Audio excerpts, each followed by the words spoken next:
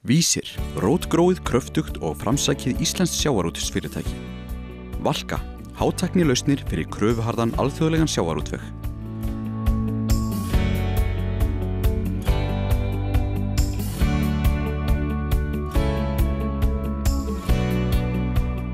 Yfir 90% af afurðum í sjávarútvegi eru flutt út. Sjávarútvegi hefur fylgt mikil tækniþróun og hugvit sem hefur þróast í útflutningsvöru.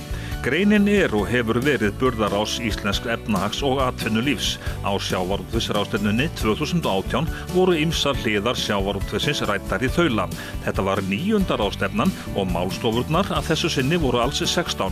Í þessum þáttum sjávarútvegur burðarás atvinnulífsins verður kastljósinu einmitt beint að nokkrum málstofum á sjávarútvegsráðstefnunni. Yfirskrifti þessa þáttar farsæll rekstur í sjávarútvegi, þar sem umræðu efnið eignarhald og árangur í sjávarútvegi, opinber stjórnun, sölu og markaðsmál, mikilvægi nýsköpunar og mikilvægi vísinda í greininni. Í næsta þætti verður svo fjallað aukna tæknivæðingu í sjávarútvegi, því næst verður hugað að framtíðar tækni í greininni og í 4. og síðasta þættinum verður spurt hvernig Ísland getur áfram verið í fremstu röð. Viðmælendurnir þekkja allir sjávarútveginn í þaula og fylgjast grannt með straumum og stefnum í alþjóðlegum sjávarútvegi. 700 manns sóttu sjávarútvegsráðstefnuna sem haldin var hérna í Hörpu í Reykjavík. Málefni sjávarútvegsins voru rædd á fjölmörgum vinnustofum. En í þessum fyrsta þætti byrjum við á því að ræða við framkvæmdastjóra Vísis í Grindavík. Vísir rótgróið fyrirtæki sem gegnir mikilvægu hlutverki í atvinnumálum staðarins. Vísir leggur ríka áherslu á hátæknivinnslu bæði til sjós og lands. Pétur H. Pálsson, framkvæmdastjóri, tók þátt í málstofu á sjávarútvegsráðstefnunni þar sem rætt var farsælan rekstur. Framkvæmdastjórinn segir að heilt yfir sé staða íslensk sjávarútvegs góð. Hann nefnir í því sambandi sterka fiskistofna, sterka markaðsstöðu, mikla þekkingu til sjós og lands og öflugt nýsköpunar og þróunarstarf. En það blikka þó gul ljós. Pétur segir að veiðigjöldin sé að slökkva á litlum og meðalstórum fyrirtækjum. Hann hefur miklar áhyggjur af útflutningi á óunnum fiski og Pétur spáir því að eignarhald sjávarútvegsfyrirtækja taki breytingum, sem sagt samþjöppun. Við flokkum sjávarútveginn í 3 hópa með rétti eða röngu, það sett uppsjávarhlutinn og hann hefur haft tækifæri til þess að, og gert það með sóma, að þjappa sig saman í öflug fyrirtæki og búin að fjárfesta og fengi nýja tegundir inn og tilbúin í þá erfiðleika sem að þeir að sjá í sjóndeildarhringinn. Bolfiskurinn aftur á móti, og það alltaf hluti af þau inn í þeim fyrirtækjum, en þau fyrirtæki sem bara í bolfiski, þau eru búin að elta sig það núna í 20 ára að ekki bara skera við heimildirnar, heldur hefur flutt af þeim á nýja eigendur. Þannig að okkar samþjöppun hefur ekki bara virkað. Og nú sem sagt verið að koma í kjölfæri þegar við þyrftum á þess að halda með allt og háum gjöldum sem stoppar alla framþróun á því sem við viljum sjá. Ég segi þau eru skilin eftir ósjálfbær. Það þýðir það að þau deyja ekkert á morgun, en þau gera ekki neitt. Þau stoppa, það fyrsta sem slekkur á þróunarstarfið og svo koll af kolli. Þannig að það nákvæmlega lítið að. Það hægt að laga það með því að sættast á það að veiðigjöld séu eðlilegu hlutfalli við afkomu fyrirtækja og þjóðin mun njóta þess betur að leyfa fyrirtækjum að þróa sig áfram heldur en að stoppa þróunina. Pétur segir að stjórnendur lítilla og meðalstóra fyrirtækja standi í raun og veru frammi fyrir 3 kostum í þessari stöðu. Það vilji stjórnvalda greinilega að verja hinna smærri og ef þú reiknar bara út hvar mörkin eru þá það svona cirka 700 tonn á bát á fyrirtæki. Þeir sem eru með 700 tonn og undir, það ykkur 400 skip sem hafa mikil tækifæri að sameina veiðiheimildir og ná hagræðingu án þess að þurfa og verið samt í veiðilega afslættinum. Hinn 50 fyrirtækin sem eru milli þessara stærri fyrirtækja sem eru í þokkalegu skjóli og hinna sem eru þá í skattaskjólinu, að þau eru illa undirritabúin og hafa 3 kosti. Það að sameinast inn í stóru félögin og það þarf ekki að vera slæmt ef menn vilja það. Það að minnka sig eða spúta sig niður fyrir 700 tonnamörkin og í 3. lagi bara einfaldlega að selja og hætta. Þannig að Þetta hefur oft verið svona áður að milli, ég kalla þetta einu svona vertíðarbátana, það er nú orðið svolítið teygjanlegt, en þessi fyrirtæki eru ósjálfbær í dag. Og ósjálfbærni þýðir ekkert annað það að eigendur grípa inn í á einhverjum tímapunkti. Eru þessar breytingar handa við hornið? Það eru bara byrjaðar. Við erum bara að sjá núna eftir, þessi fyrirtæki voru langflest á afslættunum svokallaða og borguð þar alveg hófleg gjöld. Eftir að afslátturinn fara af, þá fjórfölduðust eiginlega gjöldin og upp í fimmfölduðust. Og þau hafa búið það núna í ár og þess vegna er afkoman að þó að sést með bara hófleg gjöld, þá er afkoman í þeirri grein með sterku gengi og allt sem við erum að slást við þannig að þessi flótti úr miðjunni er byrjaður. Og það er annað sem kemur kannski inn á svona sama meiði, talandi samkeppnishæfni okkar. Við töpum því náttúrulega leið og við förum að hætta með nýsköpunina, eins og hefur ekki berlega komið fram á þessari ráðstefnu. Við erum að tapa henni líka á þessa augljóst og það kannski bara að gerast bara á einu ári. Að útflutningur á óunnum fiski er að margfaldast. Þetta eru tölur sem ekkert alveg opinberar eða ekkert dregnar saman einhverjum ástæðum. Kannski er bara svo nýskeiðar. Við tala um skipafélögin, þá eru bara 20.000 tonna fiski fluttur út óunninn til Evrópu sem ekki hefur verið mikið áður. Og karaleigufyrirtækin, það er margföldin á þeim að leigu kara undir fisk sem er óunninn, hefur farið í gegnum fiskmarkað eða beiniviðskipti og eru flutt út. Þannig að sko, það er margt að gerast akkúrat núna og þetta er akkúrat fiskurinn sem að þessi fyrirtæki sem er að fjárfesta í stóru húsunum og með skurðavélunum og því öllu sem er þá hinum veginn mjög jákvætt til íslenskrar fiskvinnslu. En við erum að missa svolítið þennan fisk frá okkur. Mikil skattlagning gerir það að verkum að miðjan hverfur, segir Pétur. Flestir tala þannig, menn vilja hafa alla flóruna, stór, milli og lítil. Og skilgreiningin á millifyrirtæki er alröng í 700 tonna fyrirtæki til þess að kaupa eina flexiköttvél eða völk frá völku, eina alvöru fiskvinnslu, nútíma fiskvinnslu, þá þarftu að hafa svona 3-4.000 tonn lágmark inn í vinnsluna. Millifyrirtæki er ekkert 700 tonna fyrirtæki, það er bara lítið fyrirtæki. En svo er kannski bara ekkert að því að hérna séu svona litlar útgerðir með 700 tonna minna og síðan hitt allt saman 10 stórfyrirtæki. Það talar enginn þannig, en það þarf ekkert út frá ríkiskassanum, ég veit það ekki. Það er bara horfir hver á sitt frá sínu sjónarhóli á það. Finnst þér pólitíkin ekki skilja greinina til fulls? Hún skilur mann alveg þegar þú talar við okkur og þeir klappa okkur á bakið og hrósa okkur fyrir allt sem við erum að gera. Og þeir segja eitt en gera svo bara annað. Þetta eru staðreyndir, þetta eru bara tölfræðilega staðreyndir hvað er að gerast. Við getum farið aftur í sögun og allt sem stjórnvöld hafa mjög mikil áhrif á það hvernig framvindan er. Og ég átta mikið alveg á því þeir komum til að klappa okkur á baki og segja ég á nú ekki við þig, þið eru svo flottir. Þetta segja oft við alla. En svo vísaði bara það að þetta var eina pólitíska niðurstaðan sem ég fékk, annars hefðu þið bara mist allt, sko. Þetta var það besta í stöðunni. Ef það besta í stöðunni núna er það að við tökum miðjuna burtu og þjöppum saman í stóru fyrirtækin og búum til aðra og litlu fyrirtækjum. Ef það er sýnin, þá bara fara menn þangað og ef við gera það. En meina ekki segja eftir að verja alla og setja svo lög sem að vinna ekki þannig. Já, pólitíkin segir eitt en gerir annað, segir Pétur. Á sjávarútvegsráðstefnunni var ítrekkað bent á þá staðreynd að regluverkið væri ansi flókið. En hvað segir sjávarútvegsráðherra við þessum staðhæfingum? Það er bara hárrétt. Ég hyggst núna á næstu misserum einfalda regluverkið. Það er alveg rétt að regluverk fyrir matvælaframleiðslu er flókið, það er þungt. Sjávarútvegurinn er sömuleiðis að glíma við regluverk sem að sumuleyti er bundið við það þegar að frjáls sókn var í sjóinn. Það er langt síðan við lögðum það af og við erum enn með reglur sem að miðast kannski við það að reyna að stýra þessu út frá því að menn geti bara róið frjálsir til fiskjar sem er langur vegur frá að hægt sé að gera í dag. Tækniframfarir hafa verið miklar í sjávarútvegi á undanförnum árum. Hvað segir sjávarútvegsráðherra? Hvað verður þau fyrirtæki sem ekki fylgja tækniþróuninni? Já, þau bara deyja. Það er ekkert flókið. Þau verða gjöra svo vel að standa sig í samkeppninni, fylgjast með því sem er að gerast Öðruvísi munu þau ekki geta keppt hvorki starfsfólk né verð á erlendu markaði. Næst skulum við huga að sölu og markaðsmálum. Það ekki nóg að fiska vel og vinna hráefnið. Það þarf líka að selja til þess að fá tekjurnar. Magnús Gústafsson, stjórnarformaður HB Granda, gjörþekkir sölu og markaðsmál. Hann segir númer 1, 2 og 3 að þekkja og skilja þarfir viðskiptavinarins. Ef við skiljum hann og getum orðið hans óskum, þá er við alltaf til í að borga okkur meira og vera tryggari. Við erum líka að vera tryggir. Það þýðir ekki að koma og fara.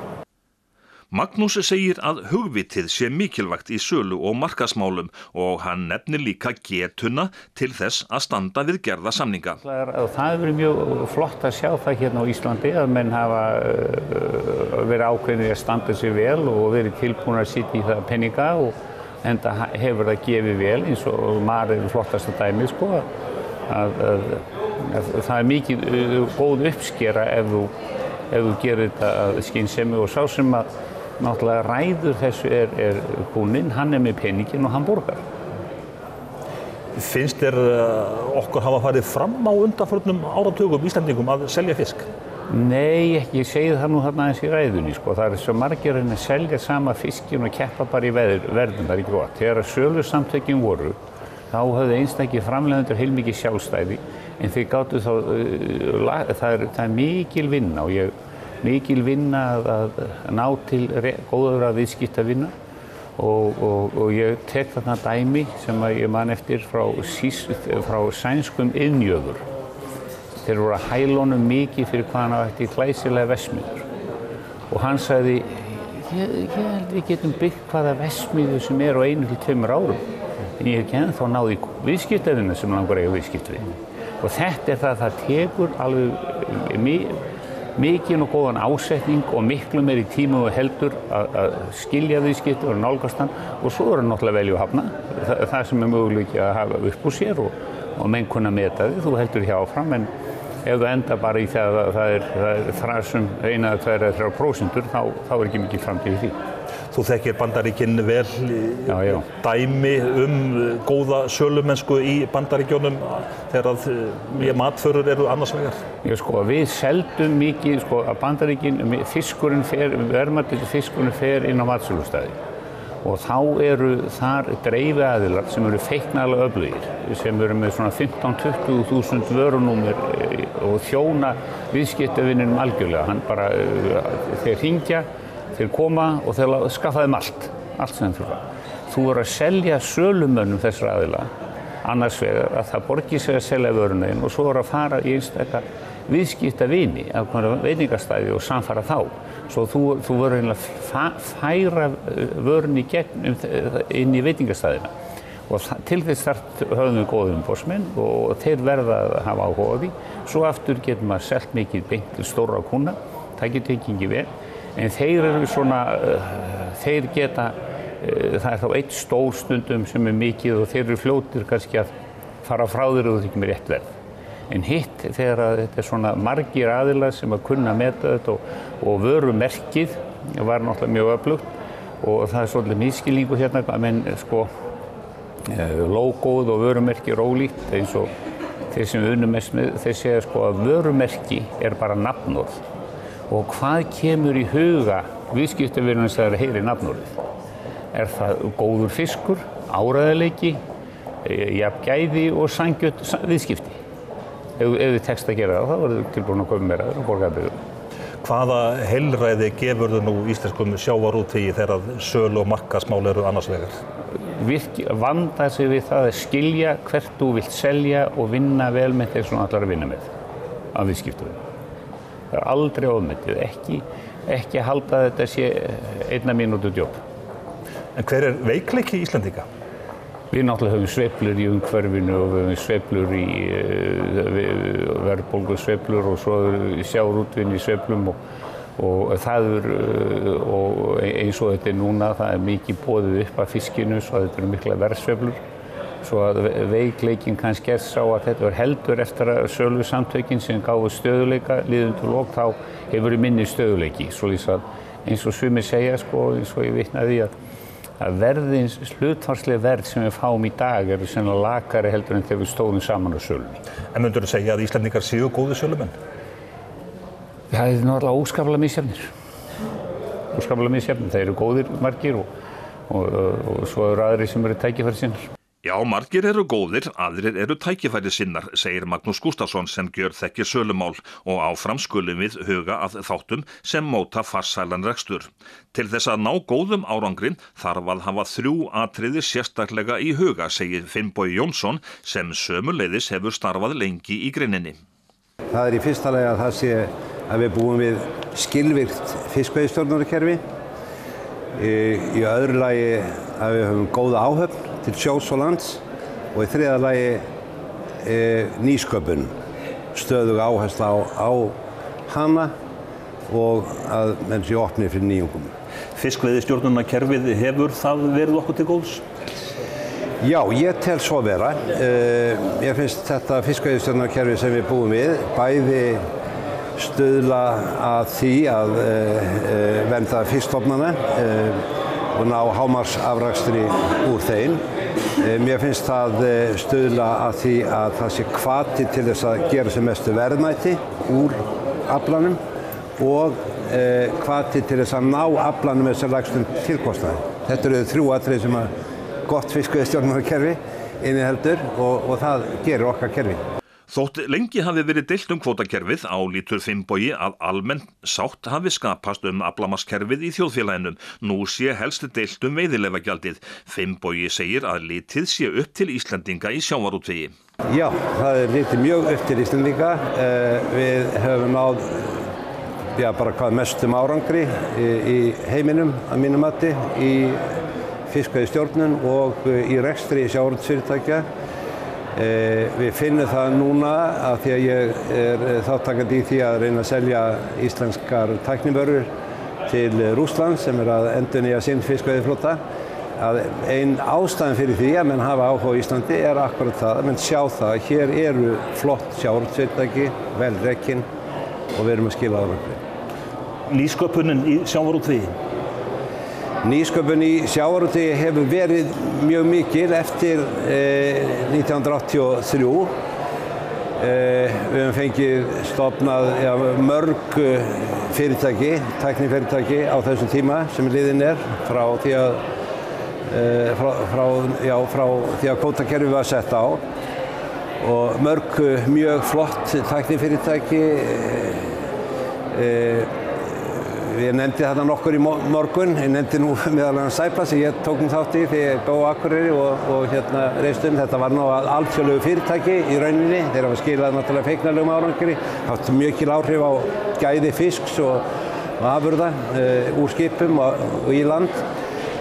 Ég nefndi líka fyrirtæki eins og Völku sem ég kom nálægt þegar ég starfaði hjá Nýsköpunarsjóði, fyrirtæki sem er búa til vatnskurðarvél sem er náttúrulega bara með þeirri fremstu í heiminum ásamt vélinni frá Marel. Ég nefndi líka það fyrirtæki sem kom til bara rétt á undan fiskveiðistjórnunarkerfinu og eru búin að þróa mjög marga nýjungar og eitt af flottustu fyrirtækjum í heiminum á þessu sviði.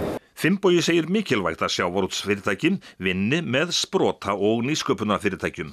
Það er það sem er okkar styrkur að vera í þessu nærumhverfi, hafa þennan sterka heimamarkað til þess að geta þróað einhver tæki eða tól í tengslum við sjávarútveginn.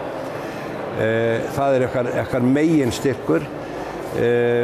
Við sjáum bara til dæmis það sem er að gerast núna í undir kælingu á fiski og Skaginn 3X hefur verið að þróa sem er náttúrulega bylting að verða núna.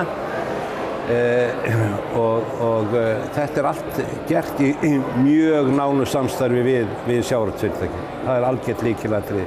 Það er líka eitt sem er mjög skemmtilegt og þegar maður sér þessar starfsmenn, þessar öflugu starfsmenn í þessum tæknifyrirtækjum, það er oft starfsmenn sem hafa verið á sjó, hafa svo farið kannski í sjávarútvegsfræði, kannski á Háskólanum á Akureyri, marga frábæra sjávarútvegsfræðinga þaðan og koma síðan inn í tæknifyrirtækin og eru að selja vörurnar og þróa vörurnar með þennan bakgrunn sem þetta er okkar auðlind. Þetta er gríðarlega flott að hafa svona einstaklega. Þannig að íslenski fiskurinn, hann selur sig í raun og veru ekki sjálfur alveg? Nei, hann selur sig ekki sjálfur og þetta getur maður ýmislegt sagt fiskinn sko og vonandi þróast það líka að við reynum að selja hann og ná sterkari stöðu alveg til neytanda þar. Ég held að sé bullandi tækifæri í því og sérstaklega því að Ísland hefur orðið svo vinsælt á síðustu árum, kannski líka bara fótboltanum að þakka meðal annars, þá held ég að sé tækifæri þar. En í tækninni þá þetta nú fyrirtæki til fyrirtækis og þar vita allir Ísland, allt hvað við getum, íslensk sjávarútvegsfyrirtæki og íslensk tæknifyrirtæki. Protis líftæknifyrirtæki sem sérhæfir sig í þróun, framleiðslu og sölu á lífvirku fiskpróteini úr þorski, Ice Protein. Rannsóknar- og þróunarfyrirtækið Ice Protein styður við sjálfbæra matvælaframleiðslu með rannsóknum og þróun þar sem markmiðið að auka nýtingu á náttúruauðlindum og hámarka gæði á framleiðsluafurðum. Bæði þessi fyrirtæki eru staðsett á Sauðárkróki.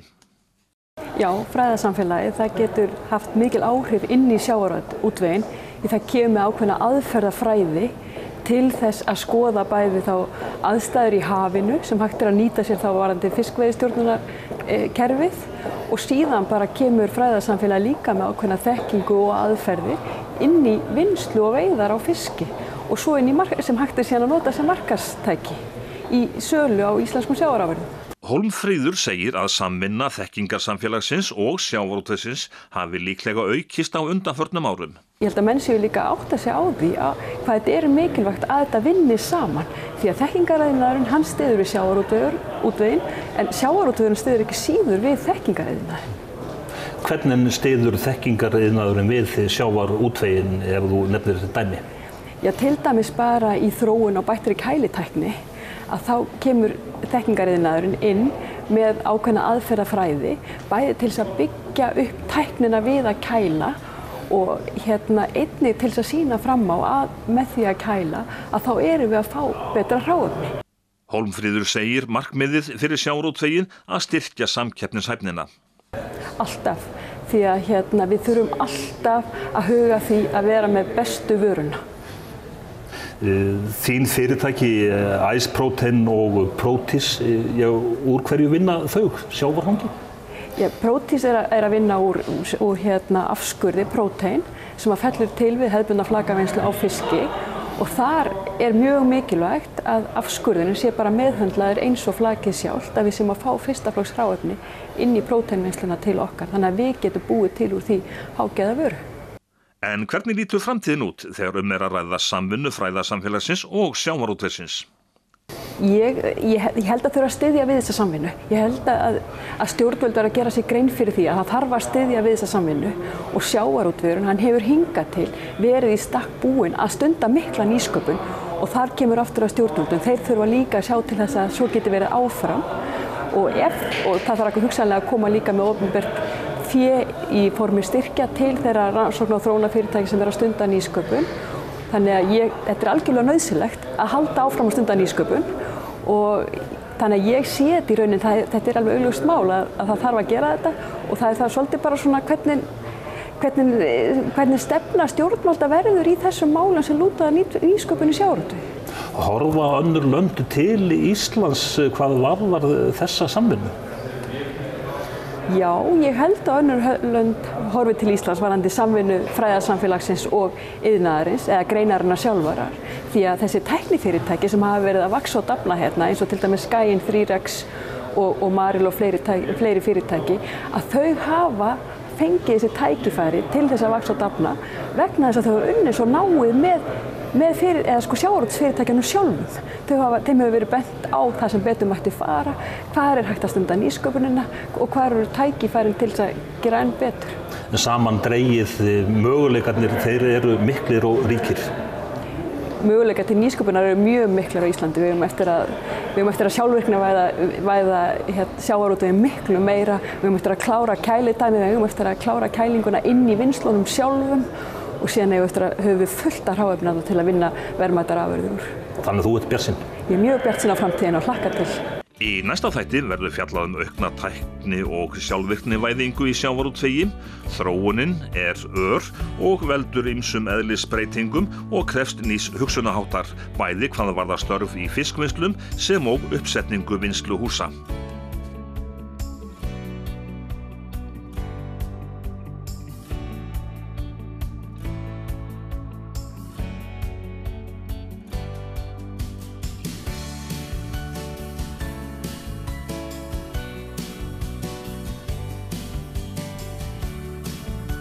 Vísir, rótgróið, kröftugt og framsækið íslenskt sjávarútvegsfyrirtæki. Valka, hátæknilausnir fyrir kröfuharðan alþjóðlegan sjávarútveg.